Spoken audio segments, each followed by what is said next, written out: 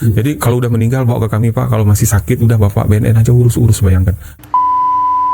Andaikan Positif ada misalnya. positif anaknya, kami akan obati mereka. Dan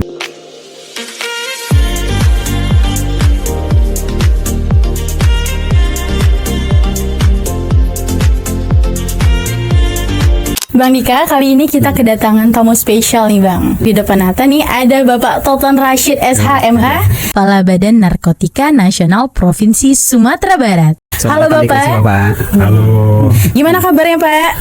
so far so good lah. So far so good. Pasti good lah, pasti Iya, good iya. karena nggak pakai narkoba. That's the point gitu ya.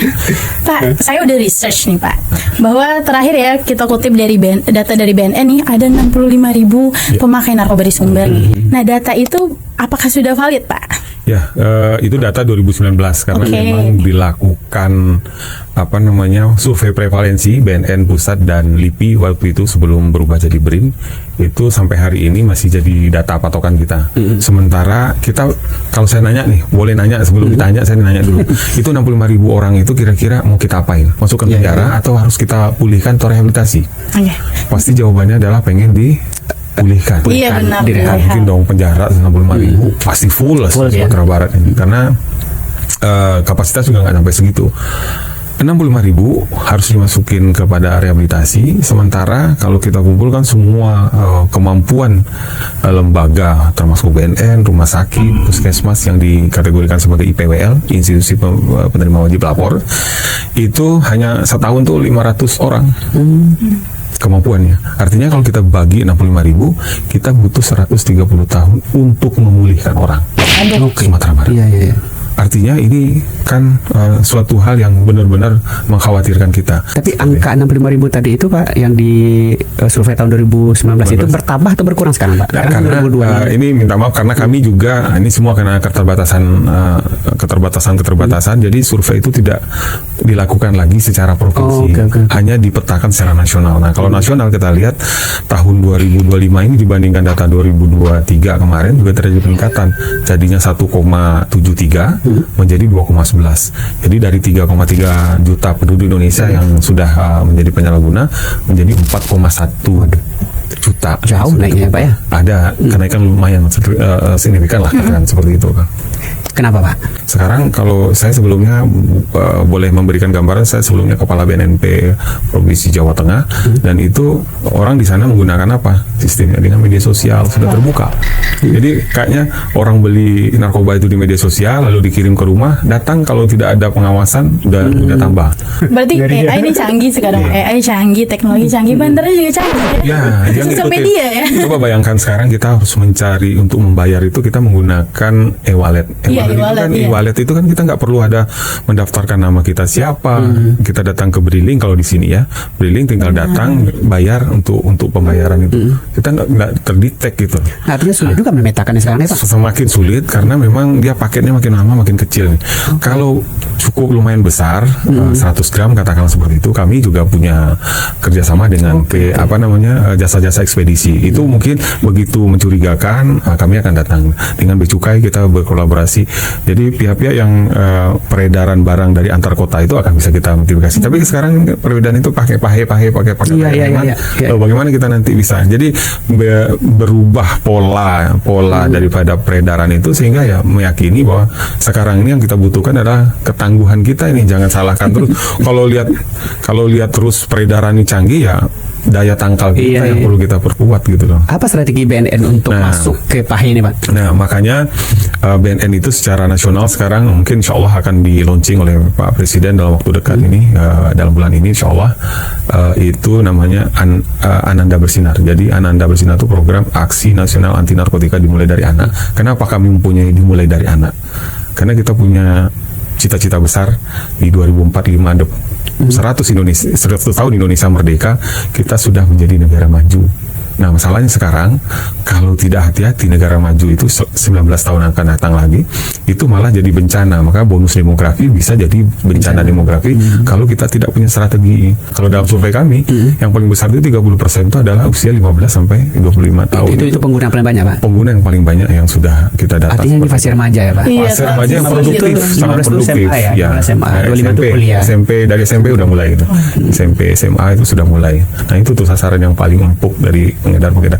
Nah, itu kan grand design besarnya nanti menggagalkan katakanlah bonus demografi tadi menjadi bencana demografi. Cuman berdasarkan pengalaman Bapak nih, kebanyakan yang pemakai ini remaja gitu kita Iya, sebutnya. iya. Alasannya ada nggak Pak? Remaja ini kan kalau secara psikologis masih mencari identitas Jati diri, identitas. Nah, saat itu kita bisa ingin mengatakan bahwa pengaruh teman sebaya itu akan sangat tinggi dari remaja. Nah, awalnya salah satu cara yang dilakukan oleh penggenar bandar dan sebagainya ini awalnya itu memberikan secara gratis dulu, coba dulu awal-awal begitu ada masalah remaja ini ada sedikit problem, coba memang media yang paling awal itu biasanya rokok. Nah, kemudian sekarang berkembang lagi nih yang namanya vape. Baru-baru ini BNN juga mengungkap di Surabaya itu penangkapan 3,37 ton kuncup ganja itu yang akan diekstrak menjadi cairan vape. Oh, vape ya. Makanya vape udah di apa ya, Pak ya? Enggak, karena BNN itu hanya kan melakukan pengawasan dan kita juga berharap harapan kita vape itu juga jadi catatan supaya bisa. Tapi secara regulasi sekarang vape masih dibolehkan. Tapi vape menjadi media baru ya, Pak. Media baru. Dijadikan media gitu Iya, ya. jadikan media. Jadi pengaruh teman sebaya, mungkin ada lingkungan keluarga. Baru-baru kemarin saya di hari keluarga nasional di kantor gubernur, saya ikutin upacara di Sumatera Barat aja. Data yang terbaru sekarang sejak dari Januari sampai Juni 2026 ini itu sudah ada keluarga yang bercerai itu 4.000 keluarga, 8.000 keluarga. Kalau satu keluarga ada 3 orang, jadi 3 kali 8.000 orang berpotensi. Sosok ayahnya nggak ada, broken home dan sebagainya, itu kan persoalan. Dan memang pengguna narkoba itu dimulai dari situ, Pak, dari masalah psikologi. Lebih banyaknya mulai awalnya tergodanya seperti itu, tapi yang paling dekat itu yang memang pengaruh lingkungan. Ya. Makanya kami itu akan selalu melakukan kegiatan seperti BNN Goes to School dan sebagainya. Itu yang paling penting itu bukan menyampaikan bahayanya, tapi ketahanan anak-anak ini untuk bisa melakukan penolakan gitu. Oke. Nah, itu yang paling penting. Kalau bahaya, teman-teman mungkin bisa lihat sekarang di Google bahaya narkoba, semua bisa tahu bahaya. Kalau sekedar bahaya mah orang udah pasti tahu. Umum ya, Pak. Sudah pasti tahu sampai Iya. masalahnya di situ. Ketahanannya. Nah, itulah yang mungkin di BNN berbicara pencegahan dari hulu ke hilirnya itu pencegahannya itu di ketahanan. Boleh kami dari ketahanan keluarga juga. Kami bentuk-bentuk relawan anti narkoba itu melalui remaja teman sebaya RTS. Jadi harapannya karena kebanyakan sekarang remaja itu justru sukanya adalah mendengarkan kata-kata temannya dibanding orang tua. Nah, ini kenyataan mungkin yang saya juga punya anak, bisa jadi anak saya lebih senang dengar karena orang tua mungkin dianggap sudah gimana ya. Nah, itu perlu kita siasati juga sehingga butuh satuan-satuan remaja teman sebaya yang sudah dibekali bagaimana cara melakukan penolakan terhadap narkotika. Jadi saya ingin menyampaikan kenapa narkotika itu selalu begitu kena sekali dia terus menerus karena yang dicari yang jadi target dari narkotika itu obat berdaya adalah otak kita. Jadi otak kita itu, misalnya nih Nata suka makan di warung Padang mana, pasti ada sesuatu yang paling disuka, misalnya ayam popnya. Nah, ketika makan ayam pop itu Nata akan merasakan kesenangan dalam itu yang timbul yang namanya dopamin. Tapi dopamin itu dikit saja, paling 10% dikit. Tapi kalau dengan narkoba dopamin itu langsung keluar banyak, 1000. Jadi dipaksa dia. Jadi gimana orang nggak mau susah nyoba berhenti lagi, mencoba lagi terus menerus. Makanya kalau istilahnya jangan sekali-kali jangan gitu loh. Itu benar ya, Pak ya? Benar. Itu benar sekali. Benar. Cuman tadi Nata juga tertarik nih Bang dengan program yang mau di launching dengan Bapak Prabowo ya Pak.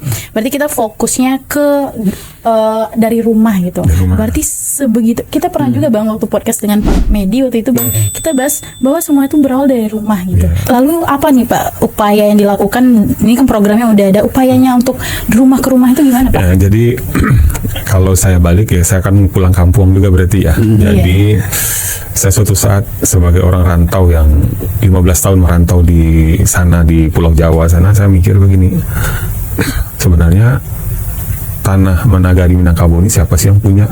Pertanyaan selalu saya tanya. Dan beberapa ini mama pastinya secara adat kami yang punya ini mama. Nah ini harus diberdayakan nih, ini mama kita ini. Kalau kita mengatakan Minangkabau ini adalah tanah yang beradat dan tanah yang beragama, kita kembalikan fungsi-fungsi itu. Kalau kita kembalikan fungsi-fungsi itu, saya pastikan tugas ini mama terhadap rumah anak kemanakan itu kan jalan. Cuman sekarang itu kan berat ya. Bisa jadi kita tidak akan bisa menciptakan Minangkabau tempo dulu, tetapi setidaknya dengan modifikasi. Kalau saya secara pribadi, kalau katakan visi, saya ingin membangun dari situ juga. Dari bagaimana memberdayakan kembali, bukan siapa-siapa yang punya Nagari Minangkabau ini. Memang ini mama, dan ini mama itu harus berkuasa terhadap perilaku lah setidaknya. Jangan mungkin secara hal-hal yang materi lain mungkin itu bisa dibicarakan, tapi secara perilaku itu dia dalam kontrol adat istiadat kita yang kenal dengan ini mama tadi. Ya, saya setuju sih Pak kalau dari rumah, karena memang rumah pendidikan awal ya. Tapi kalau boleh tahu Pak, apa kira-kira misalnya saya seorang bapak nih, bagaimana kita tahu anak kita nih menggunakan apa ciri-ciri pastinya Pak? Iya, jadi ini banyak hal yang sering ditanyakan seperti itu. Apa sih ciri-ciri yang pastinya tingkatkan kepedulian ya, Pak? Jadi anak-anak itu kalau kita lihat ini kan ada macam-macam akibat narkoba tuh. Ada yang karena jadi depresan, dia makin depresi. Ada yang halusinogen, kemudian ada juga stimulan. Seperti sabu itu malah kalau dipakai itu kita bisa bekerja, artis-artis itu bisa bekerja 24 jam tanpa lelah-lelah. Nah, kemudian kalau ganja itu bisa halusinogen dan sebagainya. Nah, kalau ciri-ciri utamanya itu secara fisik bisa kita tahu.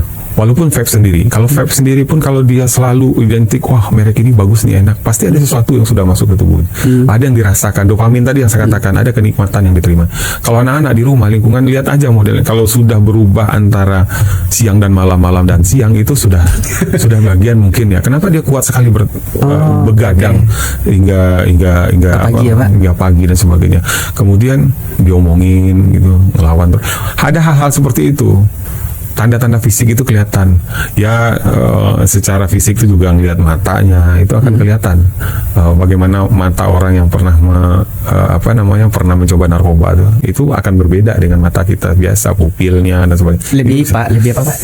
Sayu ya mungkin lebih apa ya, saya lihatnya itu ya lebih bisa dikatakan sayu ya. Sayu bukan sayu ya. Tapi di sini ada ya Pak? Ada kan saya. Nah, tapi nanti boleh kalau di sini boleh nanti tak cek dulu ya. Nah, jadi kalaupun ada, menurut saya kalau sudah ada tanda-tanda seperti itu, hal yang paling dilakukan orang tua, itu yang paling penting, tindakan pertama itu jangan pula dijauhi anak-anak. Yang kalau memang kita indikasikan secara fisik itu, kok udah curigaan ya Pak? Udah ada kecurigaan kita nih kepada anak-anak, oh kayaknya ini mencurigakan anaknya.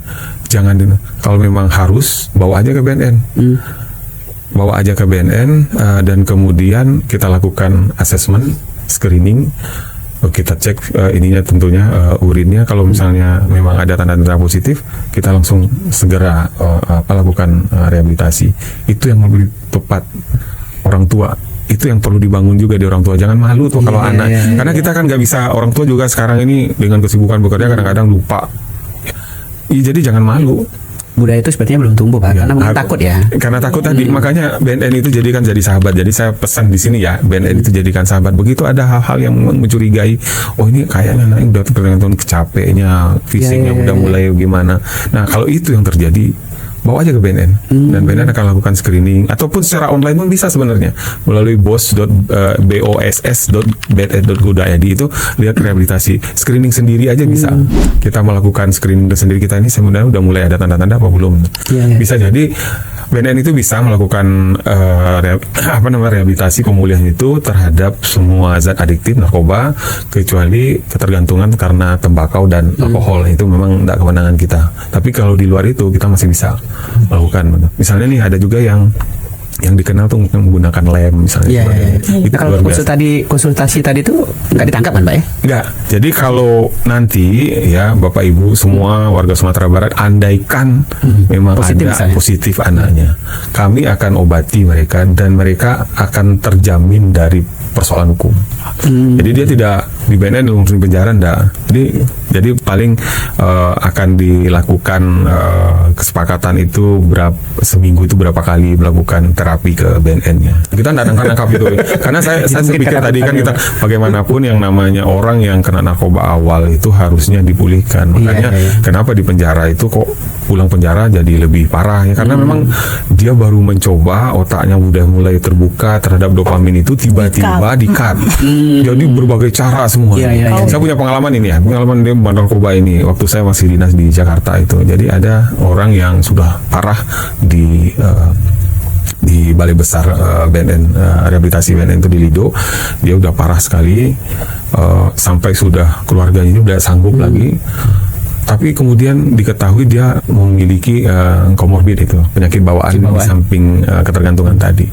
Lalu karena ada komorbid itu kan bukannya tugasnya BNN, dia punya BPJS, silahkan keluarga urus. Keluarga nggak mau sama sekali. Keluarga nggak mau menerima dia untuk diurus. Dilalahnya hanya berselang berapa hari meninggal. Baru dengan tangan terbuka keluarganya menerima mayatnya itu. Bayangkan. Jadi bos udah terlalu jenuh karena memang nanti dia tuh menghabiskan, pengakuan keluarganya ngabisin harta, semua diganggu semuanya. Jadi kalau udah meninggal bawa ke kami Pak, kalau masih sakit udah Bapak BNN aja urus, bayangkan. Saking enggak peduli putus asa ya. Narkoba tuh mah nggak ada untungnya satu pun ya Pak ya. Satu pun saya Dampak katakan buruknya sangat besar ya. besar banget pakai banget. Ya kuat banget ya itu ya. Kalau soal jejaring tadi Pak, disebarkan kata Bapak tadi jejaringnya bisa masuk dari banyak tempat. Apa daerah di sumber yang kita waspadai? Sebenarnya kemarin tuh yang ditemukan di Bukit Ngalo itu jejaring dari Tangerang. BNN buka menemukan clandestine lab juga di sana.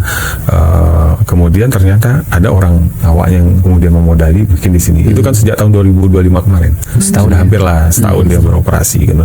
Kemudian daerah-daerah pastinya daerah masuk itu daerah Riau itu udah pasti masuk. Kemudian daerah sini itu, tapi kalau saya lihat ya hampir rata di semua. Kalau kita lihat kan data lagi nih, bukan data, malah di daerah pedesaan ya nagari kita itu lebih tinggi ya Pak daripada daerah perkotaan gitu. Apa strategi BNN menurunkan angka pengguna nih Pak? Yang pastinya karena kami melihat ini ya, karena melihat kami itu kalangan yang paling disasar itu adalah kalangan pelajar, anak-anak.